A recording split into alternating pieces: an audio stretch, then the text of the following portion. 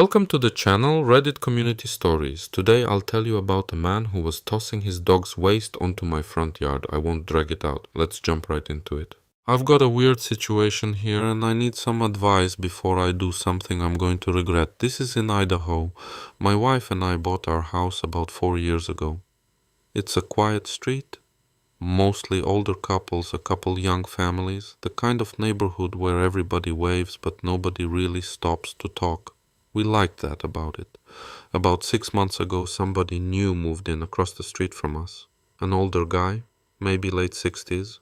Lived by himself, as far as we could tell. He had a dog. We never actually talked to him. He didn't come over and introduce himself when he moved in, and we figured he just wanted to keep to himself, which was fine with us because so did we. So for 6 months nothing happened. We'd see him out in his yard sometimes. He'd see us. We'd nod across the street. That was the entire relationship. Then a couple weeks ago I'm out in my garage. I should explain my garage because it matters for the whole rest of this. My garage is basically my workshop. I do woodworking. I keep the big door rolled up most of the time when I'm working for the air.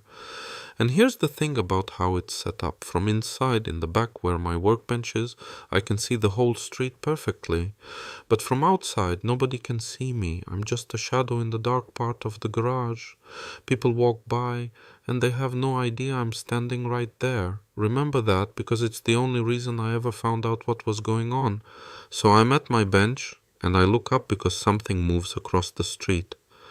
And it's my new neighbor.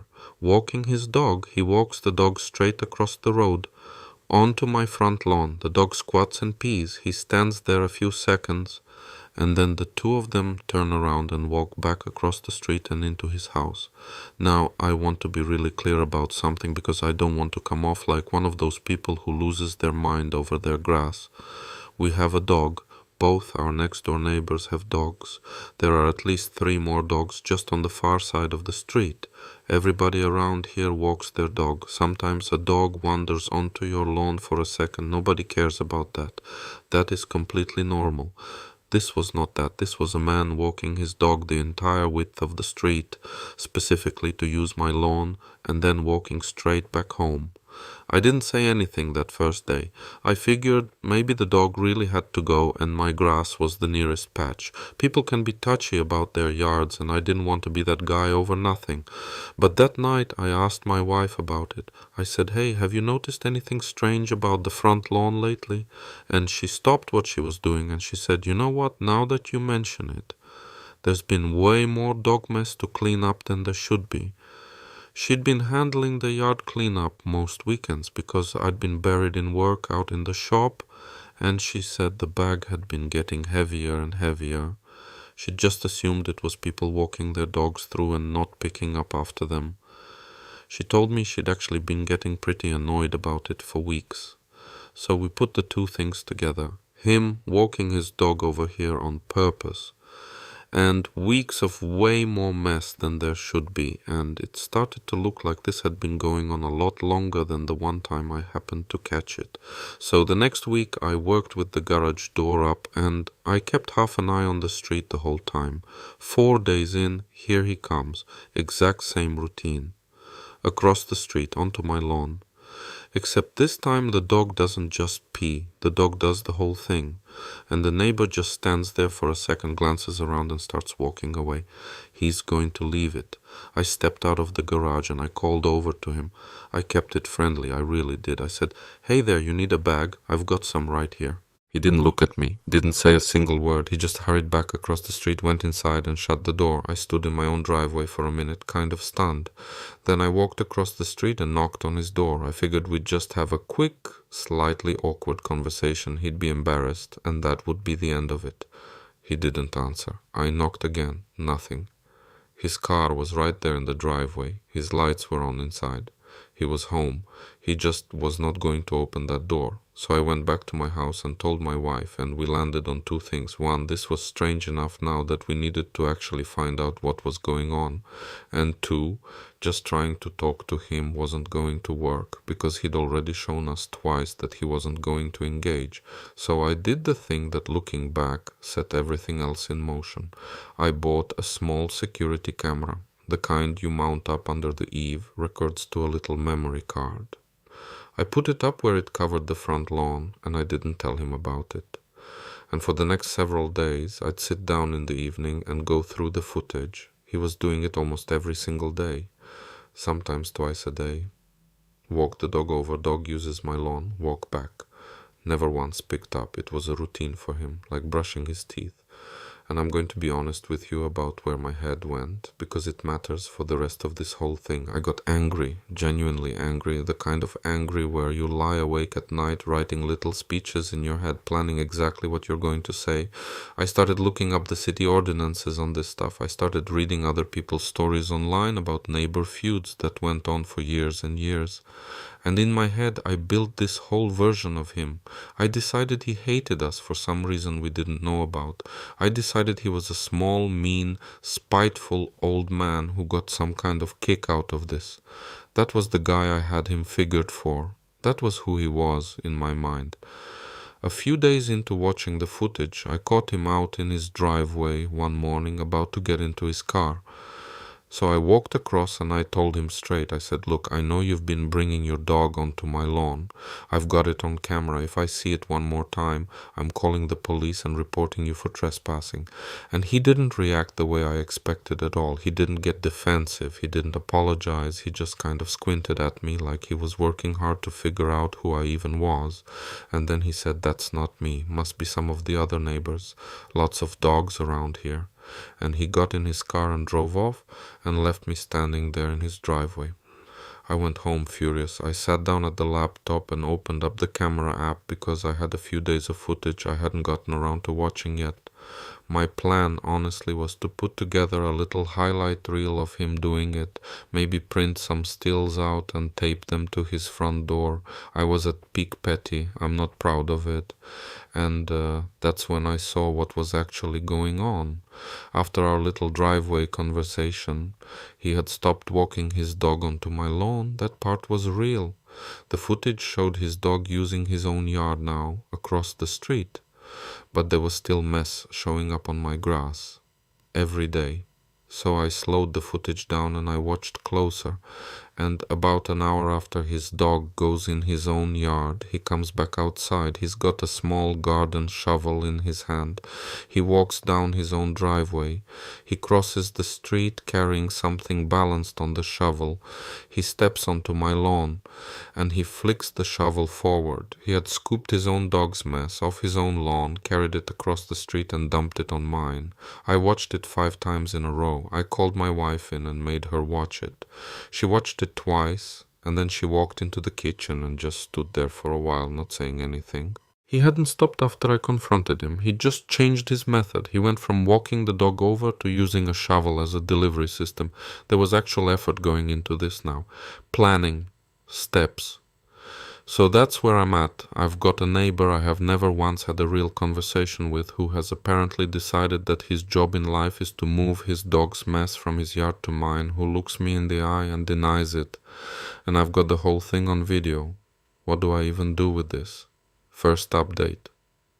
Hi everyone. Remember me? I know it took me forever to come back and finish this. And I'm sorry about that. Life got complicated. And I'll get to that part. But let me just tell you how the whole thing played out, start to finish, in order. So this first part happened maybe 2 weeks after my original post. My wife and I had kept talking about it, and she said something that stuck with me. She said, what if he isn't mean?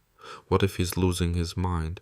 And she pointed out that nothing he was doing actually lined up with a guy holding a grudge. A guy with a grudge yells at you, puts up a sign, picks a fight. This guy was just quietly doing this bizarre little chore and then denying it to my face.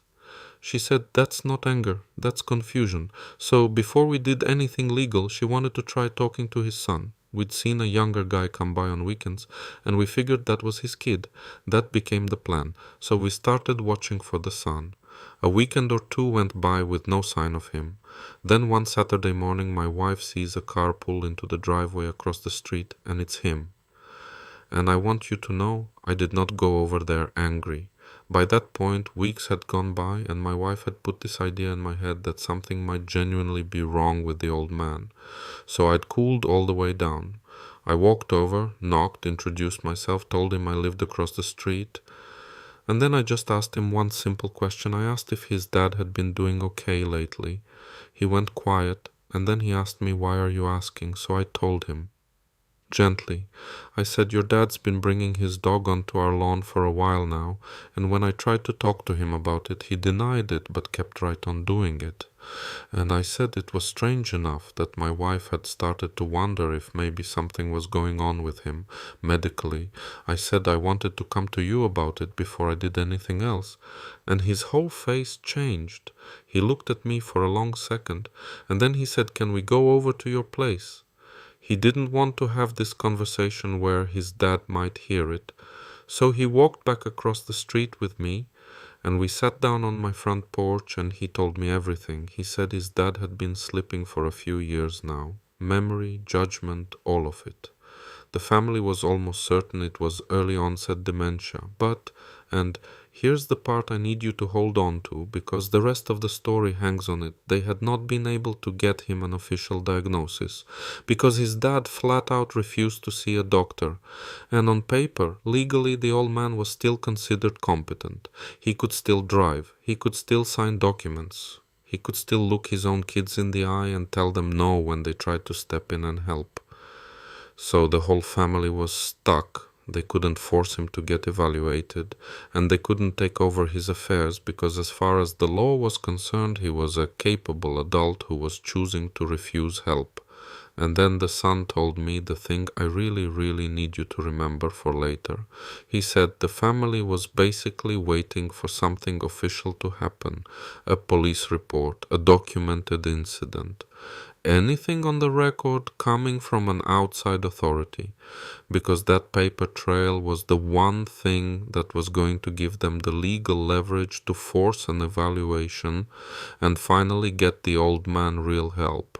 He said, honestly, they were almost hoping something would happen because they were out of other options. He apologized to me about a dozen times, said he had no idea why his dad had picked our lawn of all the lawns on the street, said he'd talked to him.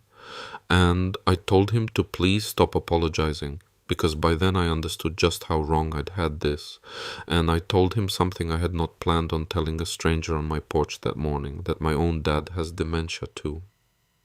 And the two of us sat there for a few minutes and kind of compared notes, one son to another. It was a strange conversation to be having with a guy I'd just met. But it felt important. It felt like it mattered that we'd had it. Then he got up, walked back across the street, went into his dad's house and stayed for a couple of hours. So that's the part that flipped the whole thing over for me. I'd gone over there ready to find an enemy, and I came back understanding I'd spent weeks at war, in my own head, with a sick old man who couldn't help what he was doing. The shovel, the denials, all of it. None of it was what I thought it was. But the situation still wasn't actually resolved. The dog was still coming over. And now I had to figure out what to do about it, knowing what I knew. That's the next part. Second update. Okay. This part picks up just a few days after that conversation with the son. The first thing that happened was good. The shovel stopped completely. Whatever the son said to his dad, it worked, at least for that one thing. He never threw mess onto our lawn with that shovel again, as far as I ever saw. But the dog still came over to pee, a few times a week, just like before. And this is where I need to bring you back to what the son told me on the porch, that the family needed something official on the record before anyone could actually help the old man, because that is exactly what we decided to give them. We set the camera back up and we let it run for about 2 weeks until we had clear, solid footage of it happening over and over. And then we called the police, and I want to be straight with you. We did that on purpose, knowing full well the man was sick. We talked about it first, my wife and I. It felt strange calling the cops on a guy with dementia. But we kept coming back to what the son said. This is the documented incident the family told us they needed. An official report is the paper trail. That paper trail is the leverage. So we made the call. The officers came out. We showed them the 2 weeks of footage. We kept it to just the facts, no big emotional story, just here's what's happening, here's the video. And we asked them to go have a talk with him. They said they would. We never found out exactly what they said to him over there. But after that police visit, everything stopped. No more dog on the lawn. No more anything. The whole thing just ended overnight. And then, right around that same time, things got harder with my own dad. Like I told the son on my porch, my dad has dementia. And right around then it got bad enough that we really needed to be there for him. He lived out of state and we'd been flying back and forth to help, and it just wasn't enough anymore. So we made a decision. We'd been circling for a long time. We were going to move closer to him for good. So we listed the house. We packed everything up. We even lived in an RV for a couple of months in the middle of it all while we sorted out exactly where we were landing. And within a few months we were just gone. I'll be honest with you about something. We never got any real closure with the neighbor. We never saw the old man or his son again. No goodbye, no final conversation. We just left, with the immediate problem technically solved, but the actual story still hanging there unfinished. So as far as I knew, that was the end of it. I didn't find out how it really ended until almost a year after we'd already moved away. And that's the last part. Third update. So like I said, this is almost a full year after we'd moved out of state. The people who bought our old house are actually friends of ours. That's part of how the sale came together so easily. And one day, out of the blue, one of them calls me up and they say, "Hey, remember that older guy across the street with the dog?" And I said, "Of course I do." And they said, "Well, his house just went up for sale." And we got to talking to one of his sons who was over there clearing the place out. And the son told them the rest of it. Their dad had finally gotten the official diagnosis. Early onset dementia, exactly like the family had suspected the whole time. They'd moved him into a memory care facility about an hour away, and they were selling his house to help cover the cost of it. So that's how it actually ended, not with me winning anything, not with the old man getting shamed or fined or run off the street. It ended with his kids finally being able to get him into the care he'd needed for a long, long time. And that police report we filed, I genuinely think that was part of what finally gave them the leverage to make it happen. I can't prove that. But the timing fits too well to be nothing. I've been sitting with this whole thing for a while now, and here's where I've landed on it. If you had asked me on the day I watched that man use a shovel to carry his dog's mess across the street to my lawn, what kind of person he was, I would have told you without hesitating that he was small and mean and spiteful, and that he hated us for some reason we'd never figure out. I had a whole story about him built up in my head. I was ready to go to war with him. I was imagining the lawsuit. I was imagining the stills taped to his door, the whole street finding out what a creep he was. He was none of that. He was a man whose brain was breaking down, doing a thing that some broken part of him had decided he needed to do for reasons that nobody, not me, not his own kids, not even him, will ever understand. It wasn't malice. It was just one of the things the disease did to him, and I spent weeks furious at him for it. I came really close to doing things I would not have been able to take back. And the only reason I didn't, the only reason this whole thing ended the way it did instead of some uglier way, is that my wife was patient enough to suggest there might be more going on, and the sun happened to show up on a Saturday when I was watching, and I happened to be in the right frame of mind that particular morning to walk over there and lead with a question instead of an accusation. That is a lot of small things that all had to line up just right, and they very nearly didn't. I think about my own dad a lot when I think about this, about how the early days of his dementia just looked like him being difficult, being stubborn, before any of us understood what was actually happening to him. And I think about how easy it would have been to be the guy across the street from my own father someday, watching him do something strange and inexplicable, deciding he was just a nasty old man and going to war over it. I think about that a lot. Interesting story, wasn't it? Life really does throw these unexpected turns at us, and we never know where they're going to lead. It's fascinating. And it's sad that this illness showed up in that man who was walking his dog. But it is what it is. You can never really know the truth behind why these things happen. I'm glad the author didn't go and confront his neighbor in a fit of anger, that he cooled down first and went to talk to him later. That was a good call on his part. Thank you to everyone who stayed with me all the way to the end. I'd love to read your comments under this story. This was Reddit Community Stories. All the best to you.